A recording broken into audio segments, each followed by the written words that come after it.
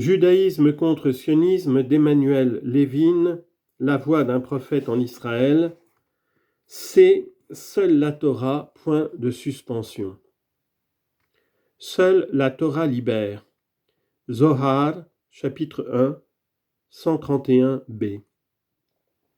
Rabbi Eliezer commença à parler de la manière suivante. Il est écrit au psaume 119, verset 18. « Ôte le voile qui est sur mes yeux, afin que je considère les merveilles qui sont enfermées dans la Torah. »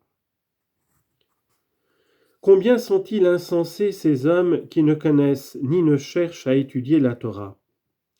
C'est dans la Torah que réside toute la vie, toute la liberté et toute la félicité dans ce monde et dans le monde futur. Dans ce monde, c'est-à-dire qu'ils auront des jours complets ici-bas, ainsi qu'il est écrit, Exode chapitre 23 verset 26, « Et je remplirai le nombre de tes jours. » Et des longs jours dans le monde futur, parce que la vie future est une vie parfaite, vie de joie, qu'aucune tristesse ne trouble. C'est là la vraie vie. La liberté dans ce monde, car quiconque se consacre à l'étude de la Torah sera à l'abri de l'oppression des autres peuples qui ne pourront avoir aucune prise sur lui. Mais, objectera-t-on, il y a eu des persécutions contre ceux qui étudient la Torah. À ceci nous répondrons que ces cas de persécution, tels que le cas de Rabbi Akiba et de ses collègues, sont des décrets exceptionnels de la Providence.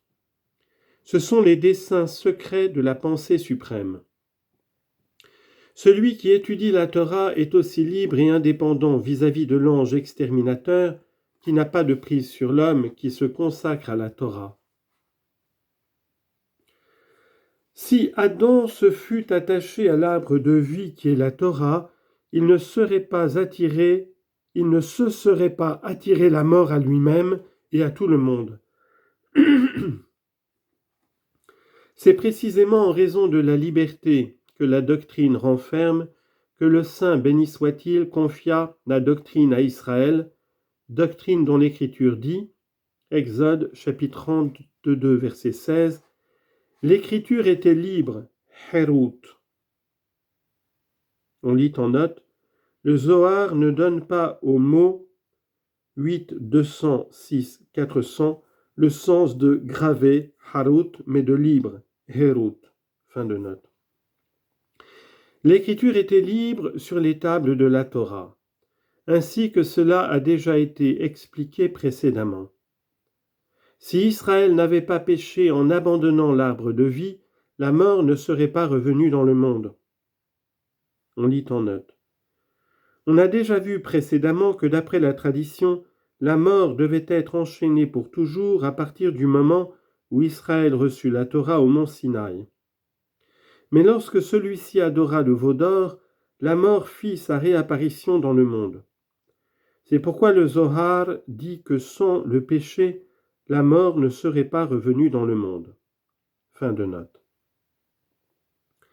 C'est pourquoi le Saint, béni soit-il, dit, psaume 82, verset 6, « J'ai dit, vous êtes des dieux et vous êtes tous enfants du Très-Haut, mais vous mourrez cependant comme tous les hommes. »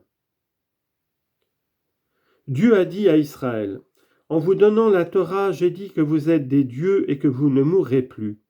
Mais vous avez péché, et c'est pour cela que vous mourrez comme des hommes. » Il résulte de ce qui précède que quiconque se consacre à l'étude de la Torah est entièrement libre et dans ce bas monde où les peuples païens n'auront aucune prise sur lui et dans le monde futur où on ne lui demandera aucun compte.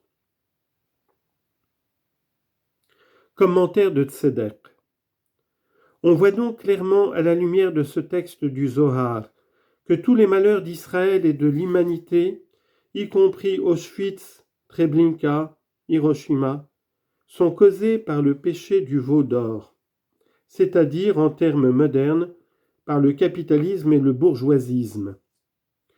L'État d'Israël fondé par les capitaux des Juifs les plus riches est le veau d'or moderne. C'est pourquoi, loin d'apporter à Israël et à l'humanité la paix, la liberté, le bonheur. Il est la cause de la guerre, de la violence, de l'oppression, du malheur, de la mort qui règne dans le monde. C'est pourquoi il doit être détruit. C'est par la Torah seule qu'Israël se délivrera et sauvera le monde. Et s'attacher à la Torah, c'est choisir la pauvreté et la non-violence.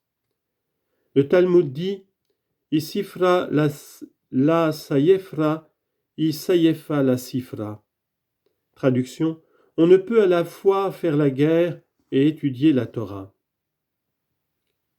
Reconquérir la terre d'Israël par l'argent et les armes, c'est manquer de foi, c'est-à-dire commettre le péché principal qui a été la cause de l'exil. Zohar, livre 1, 219b. C'est le plus sûr moyen d'en repartir et d'en être chassé totalement et définitivement. Le sionisme politique nie la foi essentielle d'Israël. C'est la plus dangereuse hérésie de toute l'histoire juive. Elle menace l'existence du judaïsme. Il faut donc la combattre avec la plus grande énergie.